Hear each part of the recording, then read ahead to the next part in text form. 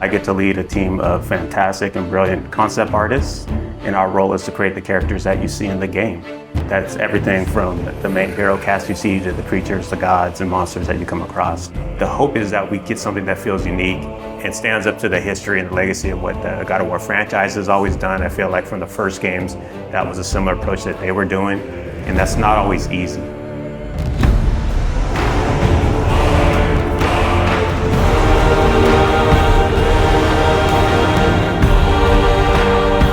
My name is Raf Grassetti. I'm the art director for God of War Ragnarok. Hi, my name is Marisa Kaupert. I'm a character technical artist. Hi, my name is Rico, and I am a senior character artist in God of War Ragnarok. Hi, I'm Dela Longfish, and I am the lead of the character concept team at Santa Monica Studio. Come in. What in all yarns be the happened to him? As a character technical artist here at SMS, I rig most of the characters and props that you see throughout the world. As character artists, our job is to create 3D assets based on the beautiful concept art provided to us. We do this by making sure that the silhouettes on the models and the textures and materials stand out instantaneously.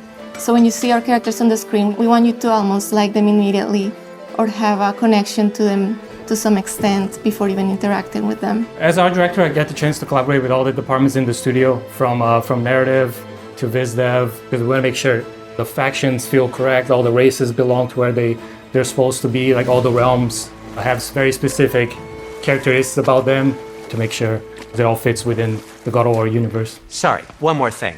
Although these are gifts I'm giving to you, so I shouldn't be sorry and you should be thankful. Anyways, here, please be careful. In the God of War 2018, we saw Brok and Sindri, and that was the tip of the iceberg of the Huldra. And in God of War Ragnarok, we actually get to go and visit Svartalfheim, where they're from. And a great part of that too is we want to make sure that we expand the cast. You know, we've just seen a little bit of what was represented, and that was something that we hadn't seen.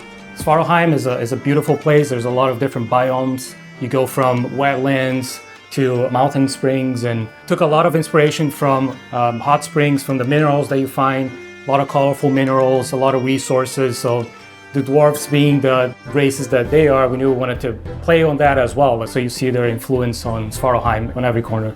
It's a realm where you're going to find a lot of water environments. There's quarries. It's a very industrial city.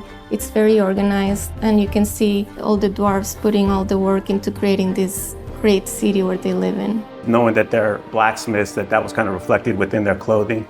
And you see that within the houses and every inch. We want to make sure that both the environments and characters had a cohesiveness that felt like every inch of it felt like it went together and was designed specifically by them. And again, that's something that we haven't seen in some of the other realms and is unique to these characters and their location. And the hope, it all goes together and creates a feeling within a realm that you're excited to see, feels unique, and really creates that sense of wonder where you want to go back.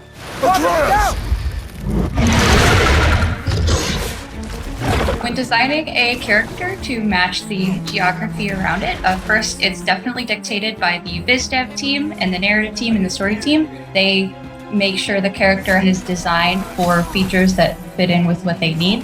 When designing the Grims, we took a lot of inspiration from the environment. So we took a lot of inspiration from lizards, creatures that kind of belong to that environment. They have those big claws. There's small critters to the big ones, and really building up that race, making sure they kind of belong and that realm felt lived in and that ecosystem felt like very diverse.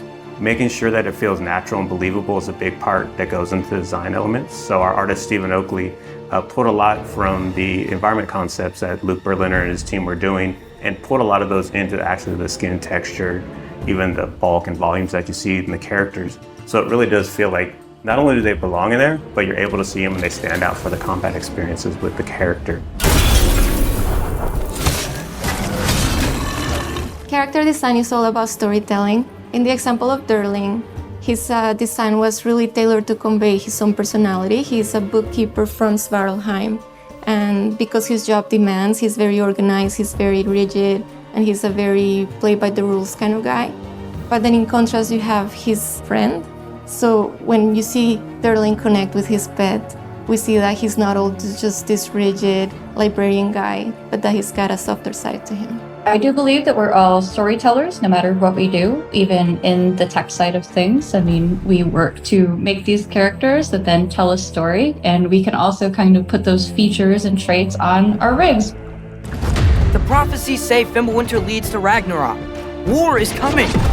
Svartalfheim, the dwarves, working with different races from different realms, so definitely seeing Ragnarok and the impact of that into the realm, it puts them into this position that's very interesting to see which side they take and things that they're building. So as you go through the level, you find out a lot more about this race and the political situation that is happening while Ragnarok and Fimbulwinter is taking place. Hey, dwarves! Oh. They're, running away. One thing that our hope is with the cast of characters within every realm is not that it's just enemies there to kill you. We want to feel believable and that there's a wide world out there, but we want to kind of plant these seeds within any cast of the realm that there's more outside of what you're playing, and we want the fans to feel like they can go back and really visit those areas and want to go explore. If the geysers and smell here are worse because of Fimbulwinter, maybe the earthquakes are too? Aye.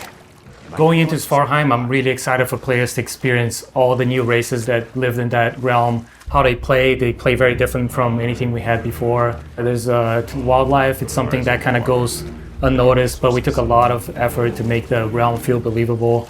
So there's a lot in Svartalfheim, a lot to explore. I'm really excited for Svartalfheim. It is a gorgeous realm. After looking through some of the cinematics and playing some of the cinematics and playing through some of the puzzles, I'm so excited how water plays such a big feature in that realm, and that is so cool. I'm most excited for fans to finally get to see how the dwarves live. Brok and Sindri were fan favorites in the last game, so I think that all the work that we've put into Svartalfheim is going to make all the other dwarves shine just as bright as the brothers did. The best part I have is turning on to YouTube and seeing all these call-outs and all the attention to detail that the fans pick up on. That's one thing that we keep in mind when we're designing characters, to make sure we do right by the fans. And knowing that all the work we put in will be seen and appreciated, that's not always the case, but our fans just get every little nook and cranny on that.